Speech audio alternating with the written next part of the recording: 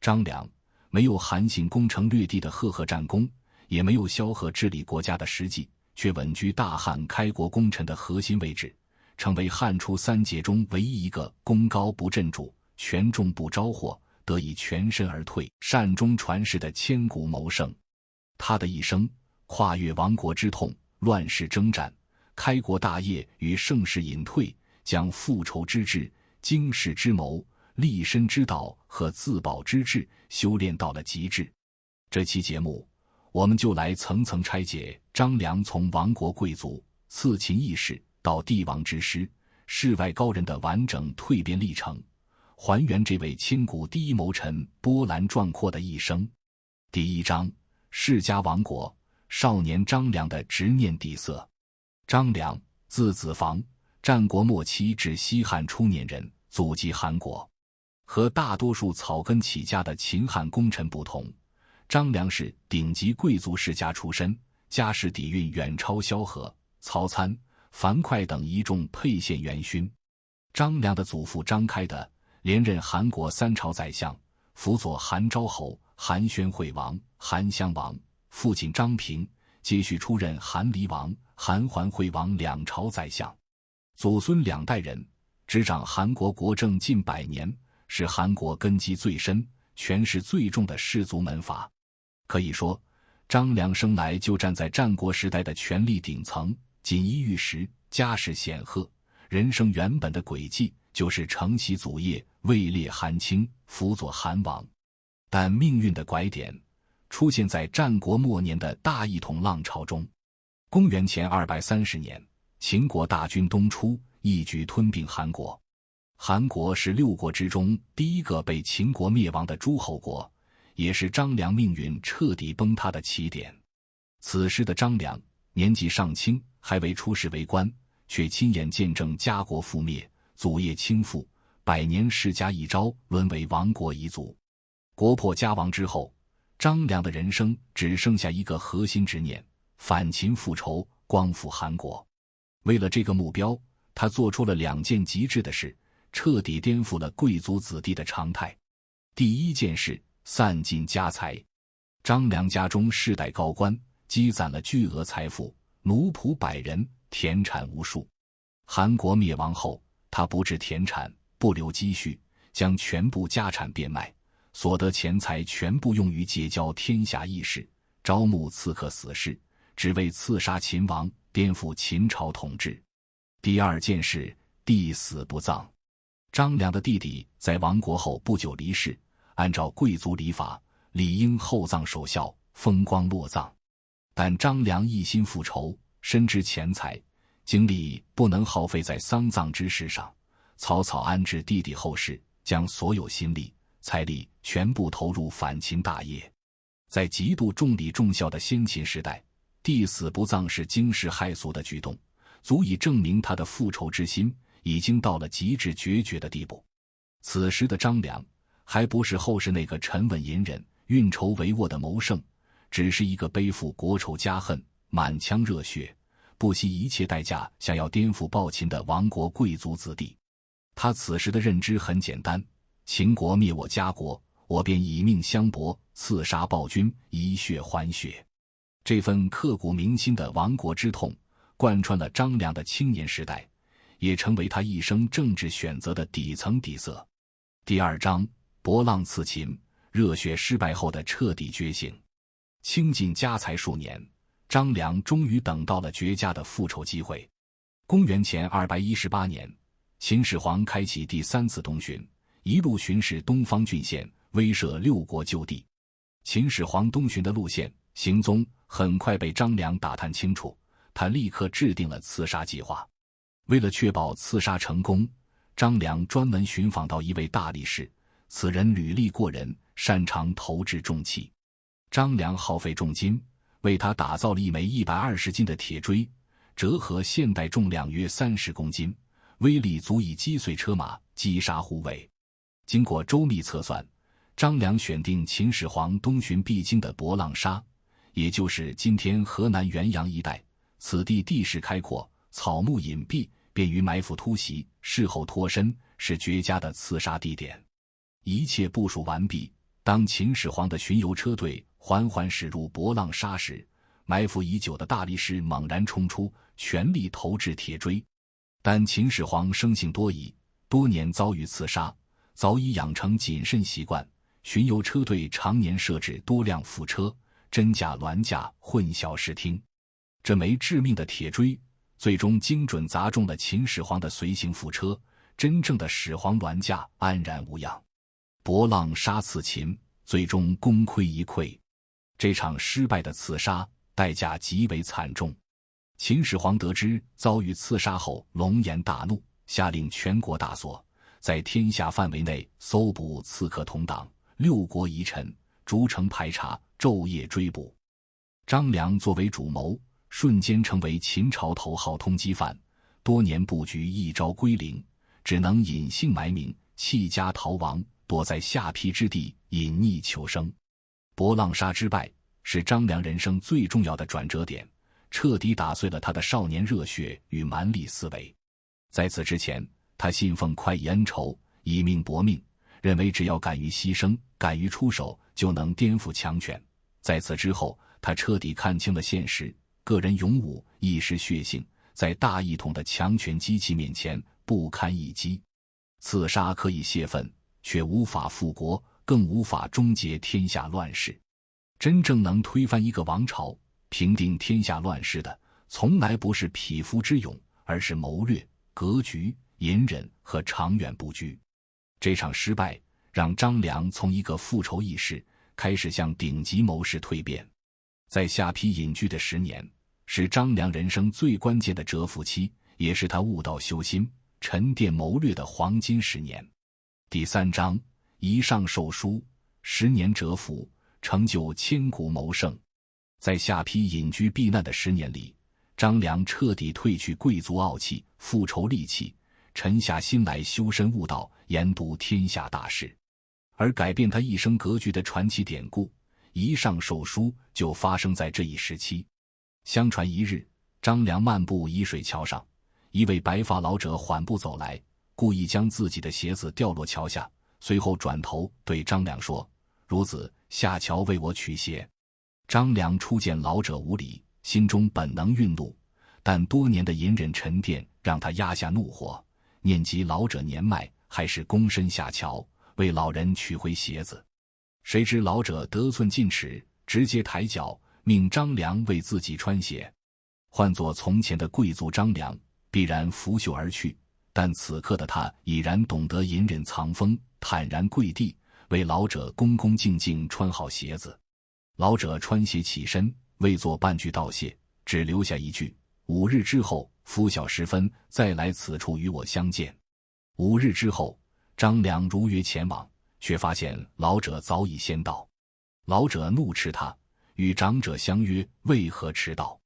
随即转身离去，再度约定5日后相见。第2次，张良吸取教训，天色微亮便赶赴桥上，依旧晚于老者，再次被斥责。第3次，张良彻底放下身段，半夜起身，连夜赶赴桥上，静待老者到来。这一次，他终于先于长者抵达。老者见他心性沉稳，知错能改，极致隐忍，终于认可了他的品性，将一卷绝世兵书授予张良。这就是传说中的太公兵法，相传为将太公所著囊括治国、用兵、权谋、布局的顶级智慧。老者便是秦汉隐士黄石公。授书之后，黄石公告知张良，熟读此书，可为帝王师，10年之后必成大业。说完飘然离去，终身不复相见。夷上授书的核心从来不是得到一本兵书，而是黄石公对张良心性的终极打磨。此前的张良有才有智有血性，却沉不住气，耐不住寂寞，急于求成。经过3次赴约的磨砺，他彻底学会了隐忍、谦卑、等待、布局，戒掉了所有少年锐气与浮躁，真正拥有了顶级谋士必备的心境格局。此后10年，张良闭门研读太公兵法，融会贯通，参悟天下大事，将兵家谋略、帝王心术、治国之道烂熟于心。他不再执着于单纯的复仇，而是开始思考天下之乱，苍生祸福，从一个亡国复仇者蜕变为心怀天下、胸藏乾坤的顶级战略家。公元前209年，大泽乡起义爆发，天下反秦浪潮席卷全国，秦朝统治彻底崩塌。蛰伏10年的张良终于等到了出山的时机，属于他的时代正式开启。第4章，君臣相遇，责定刘邦，屡献奇谋定前路。天下大乱之后，张良集结100余义士，准备投奔义军，复国反秦。原本他的目标是投奔自立为楚王的景居，途中却偶遇刘邦的数千义军。彼时的刘邦势力弱小，名不见经传，和各路诸侯相比毫无优势，却让张良一眼认定这就是自己苦等多年的明主。原因很简单，张良熟读兵法，善用谋略，平日里与他人谈论兵谋布局，无人能懂，无人认可，唯独刘邦听闻他的谋略后，总能瞬间领悟，果断采纳，落地执行。刘邦没有读书人的刻板桎梏，不拘一格，知人善任，执行力极强，天生就是适合承载顶级谋略的君主。张良当即判断，刘邦虽目前势弱，却有帝王之姿，于是果断放弃投奔景居，自此追随刘邦，终身不离不弃。从追随刘邦开始，张良全程以战略核心的身份为刘邦铺路搭桥，逆转战局，每一次关键抉择都精准踩中胜机，全程干货无废策。第1策，智取瑶关，抢先入关。公元前207年，刘邦率军西进，意图率先攻入咸阳，覆灭秦朝。大军行至瑶关，此地是咸阳最后一道屏障，地势险要，秦军驻守严密，强攻必然损兵折将，延误战机，甚至可能被后续诸侯大军抢占先机。张良精准分析局势，提出离间诱降之计。瑶关守将出身商贾，贪利浅薄，可派人携带重金收买，同时在关外多张旗帜，虚张声势，制造大军压境的假象。刘邦依计行事，秦军守将果然心动，愿意献关投降，与刘邦联军共攻咸阳。就在刘邦准备受降休整时，张良再度谏言，直击要害。守将愿降，但其麾下士卒多为秦人，未必真心归顺，一旦士卒哗变，腹背受敌，后果不堪设想。如今秦军懈怠，防备松弛，不如趁其不备，直接突袭破关。刘邦当即采纳计策，率军突袭瑶关，一举击溃秦军，畅通无阻挺进咸阳，成为第一个攻入秦都的义军领袖。第2策，还军霸上，杜绝祸端。刘邦进入咸阳后，见秦宫奢华，珍宝无数，美女如云，瞬间沉溺享乐，想要留宿秦宫，占据咸阳。麾下将士也纷纷争抢财物，劫掠府库，军心躁动。樊哙直言劝谏，刘邦拒不采纳。关键时刻，张良出面劝谏，一语点醒刘邦，秦朝正是因为奢靡纵欲，暴虐无道，才落得亡国下场。如今公刚刚入关，便想承袭秦之奢靡，是助纣为虐。且各路诸侯大军尚未抵达，贸然占据咸阳，必然招致诸侯猜忌，引来围攻。不如封存宫室，不取财物，不扰百姓，即可还军霸上，静待诸侯联军抵达，以此彰显仁德，收拢民心，规避争端。这一番劝谏，格局远超普通武将文臣。刘邦瞬间醒悟，立刻整顿军纪，封存秦宫，还军霸上，完美稳住了入关后的局势，赢得关中百姓民心，也为后续鸿门宴占据了道义先机。第3策，斡旋鸿门宴，死保刘邦性命。项羽击败秦军主力后，率40万大军西进，得知刘邦抢先入关，欲亡关中，勃然大怒，决意次日强攻霸上，一举剿灭刘邦10万兵马。彼时双方兵力悬殊，刘邦毫无胜算，危在旦夕。张良凭借与项伯的旧交，连夜斡旋，牵线刘邦与项伯结为姻亲，借助项伯之力缓和项羽怒火。同时精准谋划鸿门宴对策，全程陪同刘邦赴宴，步步拆解杀机。宴会上，范增数次咀嚼失忆，暗藏杀机，项庄舞剑意在沛公，每一次致命危机都被张良提前预判，从容化解，最终帮助刘邦借机脱身，安然保命，彻底躲过灭顶之灾。可以说，没有张良的连环布局，刘邦在入关之初就会覆灭，根本没有后续楚汉争霸、建立大汉的可能。第5章，楚汉争霸，决胜千里，奠定大汉基业。鸿门宴之后，项羽凭借绝对实力分封诸侯，违背先入关中者亡之的约定，将刘邦封入巴蜀汉中偏远之地，意图将其困死西南，隔绝中原。刘邦震怒，想要率军与项羽死战，众将士纷纷劝阻，无人能稳住局面。唯有张良看清强弱局势，力劝刘邦隐忍蛰伏，避其锋芒。他提出关键战略，主动烧毁战岛，向天下昭示吴东出争霸之心，彻底麻痹项羽，让项羽放松对刘邦的戒备，为刘邦休养生息，积蓄力量，争取宝贵时间。同时，张良暗中布局，为刘邦锁定了日后反攻中原的战略通道，为韩信暗度陈仓埋下伏笔。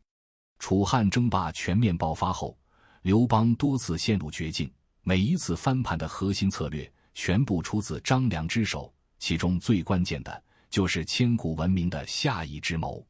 彭城之战，刘邦集结56万诸侯联军，却被项羽3万精锐骑兵击溃，全军覆灭，诸侯叛离，家眷被俘，刘邦一路狼狈逃亡，是其一生最惨败、最绝望的时刻。逃亡途中，刘邦心灰意冷，甚至想要舍弃关东之地，分封诸侯，只求自保。就在全军士气崩盘、局势彻底恶化之际，张良在下邑为刘邦献上顶级翻盘战略，精准锁定3位绝世助力，定下楚汉争霸的制胜格局。张良明确指出，汉王想要夺取天下，仅凭自身兵力绝对无法战胜项羽，必须借力3人，形成合围之势。第1人，英布。英布原本是项羽麾下头号猛将，骁勇善战，手握重兵，却多次被项羽猜忌打压，心生不满，是项羽阵营最大的隐患。只要加以游说拉拢，必然叛楚归汉，瓦解项羽南方战力。第2人，彭越。彭越常年在梁地游击作战，兵力机动灵活，常年袭扰项羽粮道，截断楚军补给，是牵制项羽主力的关键力量，可与其结盟，形成敌后牵制。第3人，韩信。韩信是天下顶级统帅，用兵无双，战力无敌，可独当一面，开辟北方战场，无需刘邦亲自调度，便能独自击溃楚军侧翼，横扫诸侯势力。这3人就是楚汉争霸的胜负关键。张良断言，只要用好英布、彭越、韩信3人，分3路牵制、消耗、击溃项羽，必能覆灭西楚，平定天下。刘邦彻底醒悟，当即采纳此计，派人游说英布，联结彭越，重用韩信。下邑之谋不是一城一战的小策，而是定鼎天下的顶级战略布局。此后数年，楚汉战局完全按照张良的预判推进，英布叛楚，瓦解项羽南方防线；彭越游击断粮，持续消耗楚军主力；韩信北上横扫，平定北方诸国，形成对项羽的战略合围。原本一边倒的劣势战局彻底逆转，刘邦从被动挨打，逐步掌握争霸主动权。除了核心战略，张良还多次在关键节点纠正刘邦的致命错误。楚汉对峙僵持阶段，刘邦一度听信利益基建议，想要复刻商周分封制，重新分封6国后裔，拉拢诸侯人心。此计一旦实施，天下必将再度分裂，诸侯割据，大汉一统将彻底沦为空谈。张良得知后，当面逐条驳斥分封之策，一口气列出8大弊端，精准指出乱世分封的致命隐患。天下诸侯追随汉王，皆是为了建功立业，博取封地。若复立六国，分封就贵族，麾下功臣将士将无封赏，无出路，必然人心离散，四散离去。且六国旧地早已被各路势力占据，复立六国只会引发新一轮战乱，徒增内耗，削弱自身实力。刘邦闻言幡然醒悟，立刻销毁分封印信，杜绝了一场足以颠覆战局的战略危机。公元前202年，楚汉决战垓下，张良精准把握战机，劝说刘邦联合韩信、彭越、英布全军合围，彻底击溃项羽10万楚军。项羽乌江自刎，西楚覆灭，持续4年的楚汉争霸彻底结束，天下一统，大汉王朝正式建立。第6章，功成身退，谋胜的终极智慧，千古唯一善终。汉6年，也就是公元前201年，刘邦平定天下，大封功臣。论军功，张良从未独领一军冲锋陷阵，没有实打实的战场斩获，但刘邦当众定论，张良是大汉开国第一功臣，留下千古名句：运筹策为帐之中，决胜于千里之外，子房之功也。为彰显其盖世功勋，刘邦特许张良自责封地，赐天下最富庶的齐地3万户食邑。要知道，位列功臣第一的萧何最初仅封8000户，战功赫赫的曹参也仅万余户，3万户封地是远超所有开国功臣的顶级殊荣。面对极致荣华、无上殊荣，张良做出了让所有人意外的选择，断然拒绝。张良从容回奏刘邦：臣当初在下邳起兵，与陛下相遇于流县，这是上天将臣授予陛下。陛下采纳臣的谋略，侥幸有所成效。臣不敢贪天之功，基于3万户附属封地，只求陛下赐封流县足矣。最终，张良受封刘侯，食邑仅1000户，在一众功臣中排名靠后，主动放弃了唾手可得的滔天富贵。这一举动彻底拉开了张良与韩信、萧何等人的格局差距。韩信争功要官，拥兵自重，最终被一灭3族；萧何身居高位，贪恋权位，数次被刘邦猜忌，入狱受辱。唯有张良看透帝王心术，洞悉功高震主的必死隐患。他深知乱世须谋臣，盛世即功臣。天下未定之时，帝王以重谋臣、武将；天下既定之后，所有的功勋、权势、名望都会成为招致杀身之祸的隐患。自此之后，张良彻底淡出朝堂核心，摒弃人间俗事，潜心修道，研习黄老之术，辟谷养生，常年闭门不出，不问政事，彻底卸下所有权力羁绊。他不结党，不营私，不治产业，不养门客，没有任何势力根基，对皇权毫无威胁，让刘邦彻底放下戒备。晚年张良唯一一次出山干预朝政，是稳固太子之位。刘邦晚年宠爱戚夫人，意欲废除太子刘盈，改立戚夫人之子刘如意。吕后惶恐无措，群臣劝谏无效，朝堂动荡，楚魏岌岌可危。万般无奈之下，吕后派人恳请张良出手相助。张良本已决意归隐，不涉朝堂纷争，念及天下安稳，国本为重，不忍楚魏动荡引发朝局内乱，于是献出最后一策，商山4号。张良建议太子重金礼聘天下4位顶级隐士高人，商山4号出山辅佐。此4人德高望重，名满天下，连刘邦数次征召都拒不入朝。